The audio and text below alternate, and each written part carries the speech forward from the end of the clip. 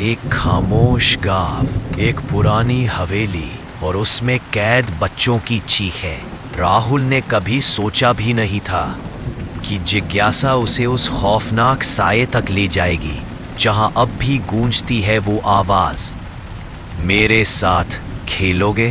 राहुल अपनी कॉलेज की छुट्टी में अपनी नानी के गांव में घूमने आया था। उसे वहां का नेचर उसे बहुत पसंद था। उसकी नानी के घर से 10 किलोमीटर दूर पर एक हवेली थी। वो हवेली बहुत पुरानी और खंडर हवेली थी। एक दिन राहुल घूमते घूमते उस हवेली के पास गया। उसने सोचा चलो अंदर जाकर देखता हूँ। जैसे ही वो हवेली के गेट पर हाथ लगाया वैसे ही अंदर से एक आवाज़ आई, मेरे साथ खेलोगे। ये आवाज़ जैसे ही राहुल के कानों में पड़ी वो डर गया और सोचने लगा ये तो बहुत ही पुरानी हवेली है, इसके अंदर कौन हो सकता है। जैसे ही उसने गेट खोलने के लिए गेट पर हाथ लगाया वैसे ही उसके पीछे से किसी ने उसके खादे पर हाथ लगाया। वो डर गया। उसकी सांसें 100 की स्पीड से तेज भागने लगी। जैसे ही वो पीछे घूमकर देखा तो उसके पीछे उसके गांव के नीलेश काका थे। राहुल ने डर के कहा, नीलेश काका आप यहाँ। फिर नीलेश काका ने कहा, तुम राहुल यहाँ क्या कर रहे हो। राहुल ने कहा, काका अंदर से किसकी आवाज़ आ रही थी, मैं तो बस वही देखने जा रहा था। ये सुनते ही नीलेश काका की आंखें बड़ी हो गई और वो जोर से कहने लगे, भागो यहाँ से। और काका राहुल का हाथ पकड़कर वहां से भागे। थोड़ी दूर जाने के बाद राहुल ने काका से बोला, क्या हुआ काका, आप वहां से ऐसे क्यों भाग आए। काका शांत रहे, वो राहुल को कुछ नहीं बोले। राहुल मन में सोचने लगा काका ने ऐसा क्यों किया होगा। फिर काका ने उसे घर छोड़ा और बोले, तुम अब कभी वहां नहीं जाओगे। राहुल बोला, क्यों काका, वहां क्या है।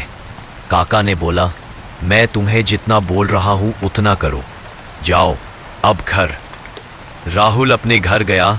उसकी नानी ने कहा, बेटा आज इतने लेट क्यों हो गए। राहुल ने झूठ बोल दिया, बस नानी ऐसे ही गांव में घूम रहा था। उसकी नानी ने कहा, ठीक है अब तुम जाओ, हाथ पांव धो मैं तुम्हारे लिए खाना गरम करती हूँ। राहुल ने खाना खाया और अपनी जगह पर जाकर सो गया। उसे नींद नहीं लग रही थी। वो सोचने लगा वहाँ पर कौन था जो मुझे बुला रहा था और काका मुझे वहाँ से ऐसे क्यों ले आए। ये सब सोचते सोचते वो सो गया। फिर सुबह जल्दी से तैयार होकर वो बाहर निकल गया।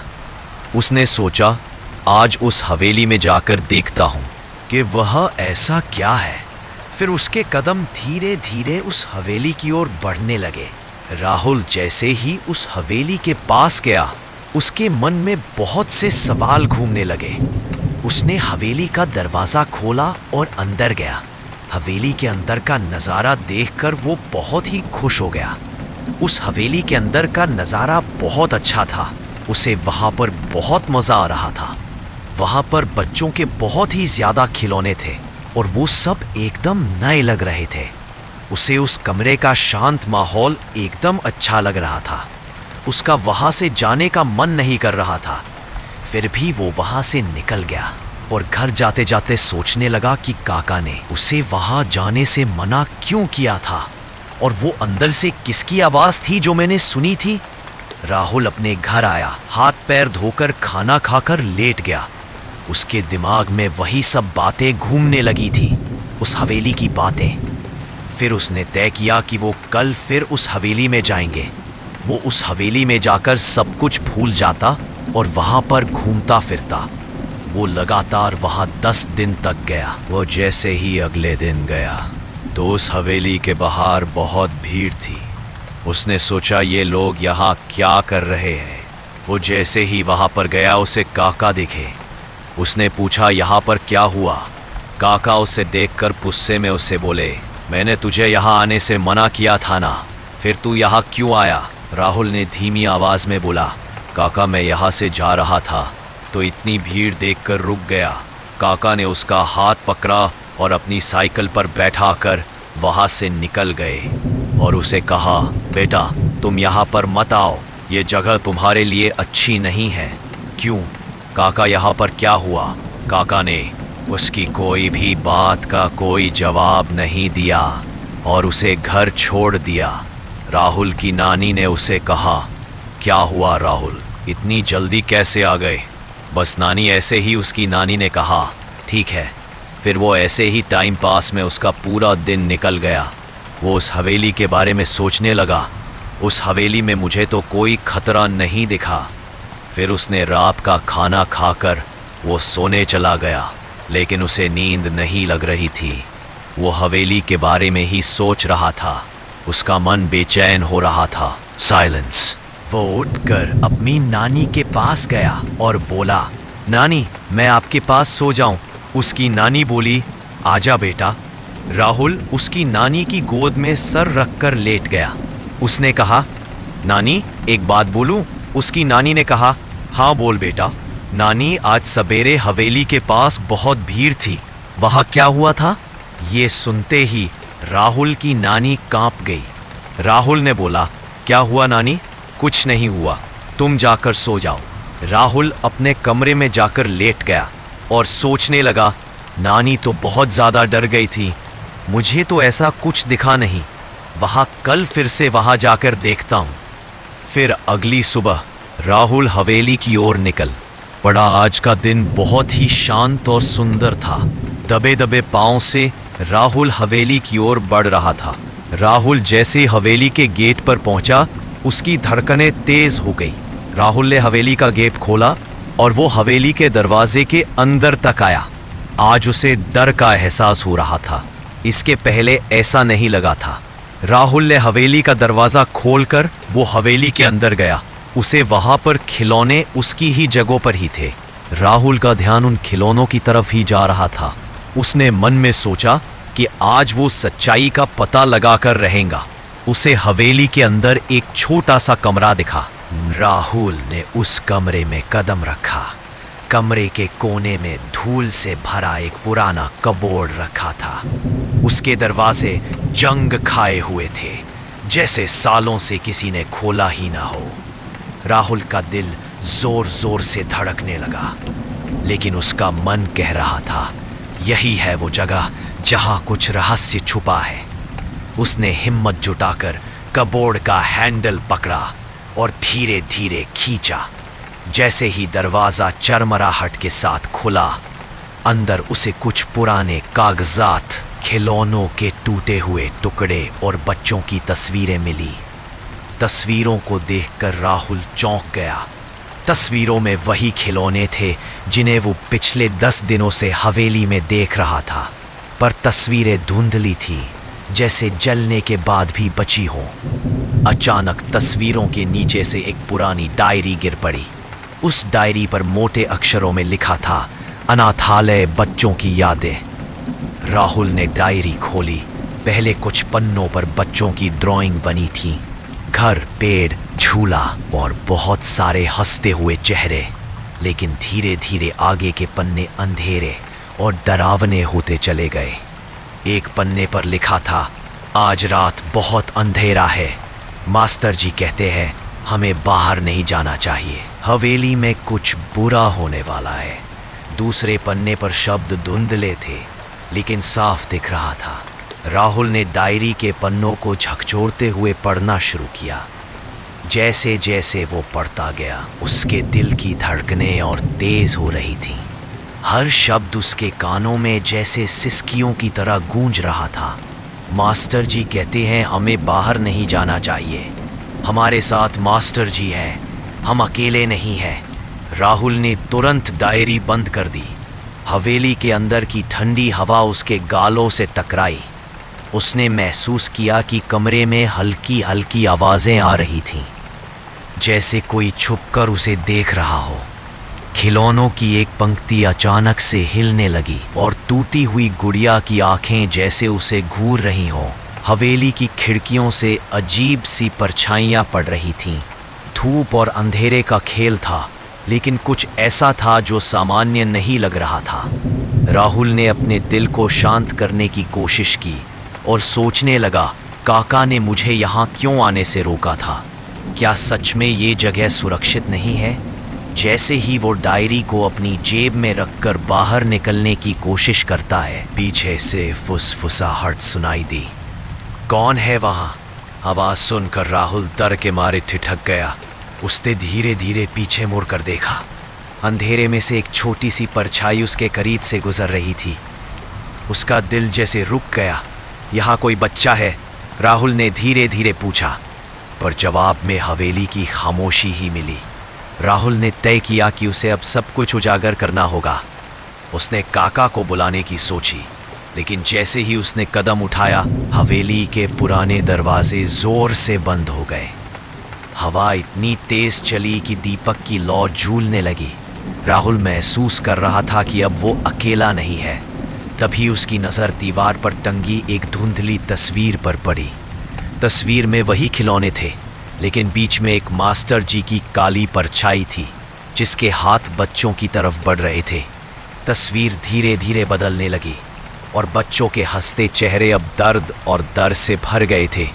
राहुल ने झटके में डायरी निकाली और उसे पढ़ते हुए एक अंतिम पन्ने पर लिखा हुआ था, अगर तुमने हमारी आवाज़ सुनी तो तुम भी यहाँ फंस जाओगे। कभी यहाँ वापस मत आना। मास्टर जी हमें देख रहे हैं। राहुल के कानों में अचानक वही आवाज़ गूंजने लगी, मेरे साथ खेलोगे? इस बार आवाज़ और पास से आई थी। राहुल ने पीछे मुड़कर देखा। कमरे की परछाई अब जिंदा लग रही थी। खिलौने अपने स्थान से खिसक रहे थे और हवेली की दीवारें धीरे धीरे भीतर की ओर घूम रही थी, जैसे वो किसी और ही दुनिया में फंस रहा हो। राहुल ने सांस रोककर देखा और तभी अंधेरे में चमकती एक लाल रोशनी ने पूरे कमरे को घेरे में ले लिया। उसकी आंखों के सामने हवेली के हर कोने से फुसफुसाहट की आवाज आ रही थी, वापस मत जाओ, हम तुम्हें हमेशा के लिए यहाँ रखेंगे। राहुल ने डर के मारे जोर से चिल्लाया, लेकिन उसकी आवाज हवेली के भीतर खो गई। अब यह सिर्फ उसकी हिम्मत और चालाकी पर निर्भर था कि क्या वो बाहर निकल पाएगा या फिर हवेली हमेशा के लिए उसे अपनी परछाई में समेट लेगी। राहुल की आंखें लाल रोशनी से जलने लगी। हवेली के खिलौने एक एक कर जमीन पर गिरने लगे, जैसे कोई अदृश्य हाथ उन्हें पटक रहा हो। फुसफुसाहटें अब चीखों में बदल गईं। हमें बचाओ मास्टर जी, हमें जला देंगे। राहुल कांपते हुए पीछे हटने लगा। तभी दीवार पर टंगी धुंधली तस्वीर धीरे धीरे बदलने लगी। उसमें वही बच्चे थे, लेकिन उनके चारों ओर आग की लपटें उठ रही थी। बीच में खड़ा था मास्टर जी, उसका चेहरा धुएं से ढका, आंखें अंगारे जैसी, और अचानक तस्वीर से उसका काला साया बाहर निकल आया। हाँ, मैंने ही आग लगाई थी। उसकी गूंजती हुई आवाज हवेली की दीवारों को हिला रही थी। ये बच्चे मुझे छोड़कर भागना चाहते थे, मेरी बात नहीं मानते थे। मैंने इन्हें पाला, सिखाया और ये मुझे धोखा देने लगे। अगर ये मेरे साथ नहीं रह सकते तो किसी और के भी नहीं रहेंगे। मास्टर जी का चेहरा अब जलते हुए कोयले सा लग रहा था। उसके पीछे से बच्चों की जली हुई परछाइयाँ निकलने लगीं। उनकी आंखों से आंसू बह रहे थे, लेकिन उनमें एक अजीब उम्मीद भी थी। वो सब राहुल की ओर हाथ बढ़ाते हुए बोले, हमें आज़ाद करो, हमारी डायरी बाहर ले जाओ, सच सबको बताओ, तभी हम चैन पाएंगे। राहुल का सीना धड़कने लगा। उसने हाथ में डायरी कसकर पकड़ ली। तभी मास्टर जी गरजा, कोई सच बाहर नहीं जाएगा। जिसने कोशिश की वो भी इन खिलौनों की तरह हमेशा के लिए मेरा बन जाएगा। अचानक हवेली की खिड़कियां जोर से बंद हो गई। चारों तरफ अंधेरा छा गया। दीवारें जैसे सिकुड़कर राहुल को नुगलने लगी। तभी हवा का तेज झोंका आया और कमरे में रखे दीपक की लौ हिलते हिलते फिर से जल उठी। उस लौ में बच्चों की परछाई साफ दिखाई दी। वे सब एक साथ चिल्लाए, राहुल भागो। राहुल ने पूरी ताकत से खिड़की की ओर छलांग लगाई। कांच चटक कर बिखर गया। उसके हाथ पांव खून से सन गए, लेकिन उसने डायरी सीने से चिपकाए रखी। पीछे से मास्टर जी की भयानक चीख गूंजी, तू सच लेकर बाहर नहीं जाएगा। राहुल ने चिल्लाकर सारे गांव वालों को जमा किया। गांव वालों का हुजूम हवेली के सामने जमा था। राहुल खून से सना कांपता हुआ वहां पहुंचा और डायरी सबके सामने खोल दी। देखो, राहुल चिल्लाया, यही है असली सच। मास्टर जी ने ही बच्चों को जिंदा जला दिया था। गांव वालों ने एक दूसरे की ओर देखा। सबकी आंखों में सदमे की लकीरें थी। भीड़ में से नीलेश काका आगे आए। उनके चेहरे पर पसीना और आंखों में डर था। उन्होंने कांपती आवाज में कहा, हाँ ये सच है, मैंने उस रात सब कुछ देखा था, पर डर के मारे कभी कुछ नहीं बोला। मास्टर जी सिर्फ टीचर नहीं थे, वो इस हवेली के मालिक भी थे। उन्होंने बच्चों को कैद कर रखा था। जब बच्चे भागने लगे तब उन्होंने आग लगा दी। भीड़ से सिसकियां उठी। बच्चों की मासूम परछाएं हवेली की खिड़कियों से बाहर झांक रही थी। धीरे धीरे वो आसमान की ओर उठने लगी। उनकी चीखें अब हंसी में बदल रही थी, सुकून की, आजादी की हंसी। लेकिन जैसे ही सबने चैन की सांस ली, हवेली के जले हुए दरवाजे पर मास्टर जी की परछाई फिर उभरी। उसने धीरे से कहा, ये खेल बाकी है। राख और धुएं से बच्चों के उजले साए आसमान में ऊपर उठते हैं। मास्टर जी की काली परछाई लाल आग में घिरकर राख में बदलती है, लेकिन उसकी हंसी अब भी गूंज रही है। राहुल जमीन पर गिरा, थका हुआ और घायल, लेकिन उसकी आंखों में चमक थी।